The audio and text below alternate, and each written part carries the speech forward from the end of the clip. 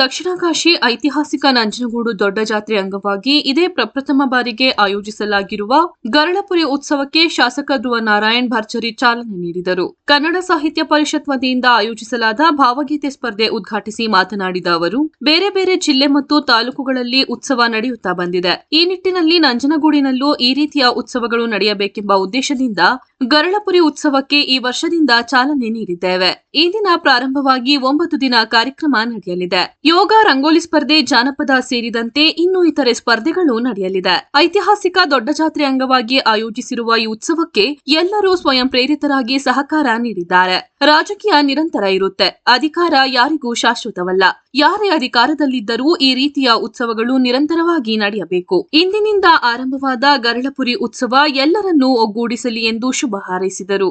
ಇಂದು ನಡೆದ ಭಾವಗೀತೆ ಸ್ಪರ್ಧೆಯಲ್ಲಿ ಸುಮಾರು 50ಕ್ಕೂ ಹೆಚ್ಚು ಜನರು ಭಾಗವಹಿಸಿದ್ದರು. ಈ ಸಂದರ್ಭದಲ್ಲಿ ಮಾಜಿ ಶಾಸಕರಾದ ಕಳಲೆ ಕೇಶವಮೂರ್ತಿ, ಶಂಕರ್, ಕುರಹಟ್ಟಿ ಮಹೇಶ್, ನಗರಸಭೆ ಮಾಜಿ ಅಧ್ಯಕ್ಷ ಶ್ರೀಕಂಠಸ್ವಾಮಿ, ಲತಾ ಮೋಹನ್, ಗಾಯತ್ರಿ, ಮಹೇಶ್, ರವಿ, ಬಸವರಾಜು ಸೇರಿದಂತೆ ಹಲವಾರು ಮುಖಂಡರು ಉಪಸ್ಥಿತರಿದ್ದರು.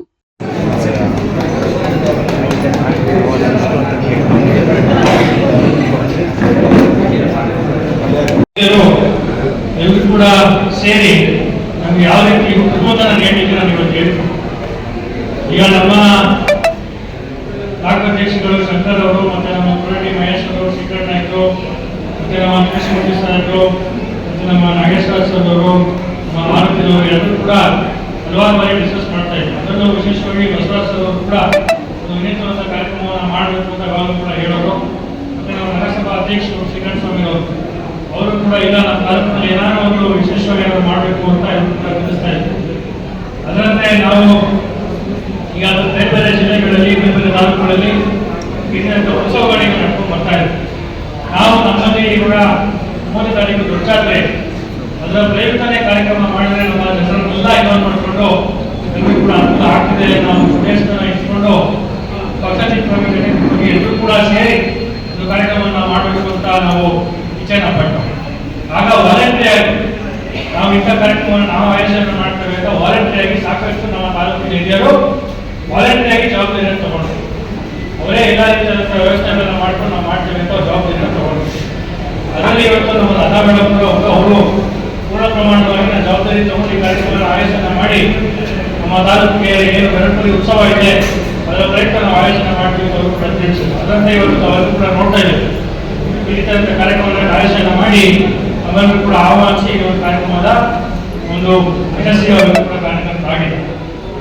ಅದರಿಂದ ನಾವು ನಮ್ಮ ತಾಲೂಕಿನಲ್ಲಿ ಒಂದು ವಿನೂತನವಾದ ಕಾರ್ಯಕ್ರಮದ ಮೂಲಕ ಎಲ್ಲಾ ಜನರನ್ನು ಕೂಡ ಇನ್ವಾಲ್ವ್ ಮಾಡಿಕೊಂಡು ಒಂದು ಒಳ್ಳೆ ಕಾರ್ಯಕ್ರಮವನ್ನು ಕೊಡಬೇಕು ಅನ್ನೋ ಉದ್ದೇಶವನ್ನು ಇಟ್ಕೊಂಡು ಈ ಒಂದು ಗರಳಪುರಿ ಉತ್ಸವವನ್ನು ಪ್ರಾರಂಭವನ್ನು ಮಾಡಲಾಗುತ್ತದೆ. ಇದರಲ್ಲಿ ಸಾಕಷ್ಟು ಈಗ ಯಾವುದೇ ರಾಜಕೀಯ ಇಲ್ಲ, ರಾಜಕೀಯ ಪಕ್ಷಗಳಾಗಿ ಯಾವುದೇ ರಾಜಕೀಯ ಇಲ್ಲ. ಈಗ ರಾಜಕೀಯ ನಿರಂತರವಾಗಿ ಇರೋಂಥದ್ದು, ನಮ್ಗೆ ಅವಕಾಶ ಸಿಕ್ಕಿದಾಗ ನಾವು ಏನೋ ಒಂದು ಕೊಡುಗೆಯನ್ನು ಕೊಡ್ತೀವಿ, ಅದು ಮಹತ್ವವನ್ನು ಪಡ್ಕೊಂಡು. ಜೊತೆಗೆ ಇವತ್ತು ರಾಜಕೀಯ ಇರ್ತಿದ್ರೆ ನಾಳೆ ಅಧಿಕಾರ ಕೂಡ ಯಾರಿಗೂ ಸಲ್ಲಿಸೋದಲ್ಲ, ಆದರೆ ತನಕ ಅವರೇ ನಮ್ಮ ನಿಮ್ಮ ಮಧ್ಯೆ ಇರುವಂಥ ಒಂದು ಪ್ರೀತಿ ವಿಶ್ವಾಸ ಮಾತ್ರ. ಅದರಿಂದ ನಾವು ನಿಮಗೆ ಸದಾಕಾಲ ಇದು ನಿಮ್ಮ ಸೇವೆಯನ್ನು ಪ್ರಾಮಾಣಿಕವಾಗಿ ಮಾಡಿಕೊಳ್ಳುವ ಇಚ್ಛೆಯನ್ನು ಪಟ್ಟಿದ್ದೇವೆ. ಇಂಥ ಕಾರ್ಯಕ್ರಮಗಳನ್ನ ಮುಂದಿನ ಕೂಡ ಮಾಡಿ ಎಲ್ಲರಿಗೂ ಕೂಡ ಒಗ್ಗೂಡಿಸುವಂಥ ಪ್ರಯತ್ನವನ್ನು ನಾವೆಲ್ಲರೂ ಕೂಡ ಮಾಡ್ತೇವೆ. ಅದರಿಂದ ದಯಮಾಡಿ ತಾವೆಲ್ಲರೂ ಕೂಡ ಹೆಚ್ಚಿನ ಸಹಕಾರವನ್ನ, ಪ್ರೋತ್ಸಾಹವನ್ನು ನೀಡಬೇಕು ಅಂತ ತಮ್ಮಲ್ಲಿ ಮತ್ತೊಮ್ಮೆ ಗೌರವಪೂರ್ವಕವಾಗಿ ವಿನಂತಿಯನ್ನು ಮಾಡ್ತಾ ಮಾತನ್ನು ಮುಗಿಸ್ತೇನೆ.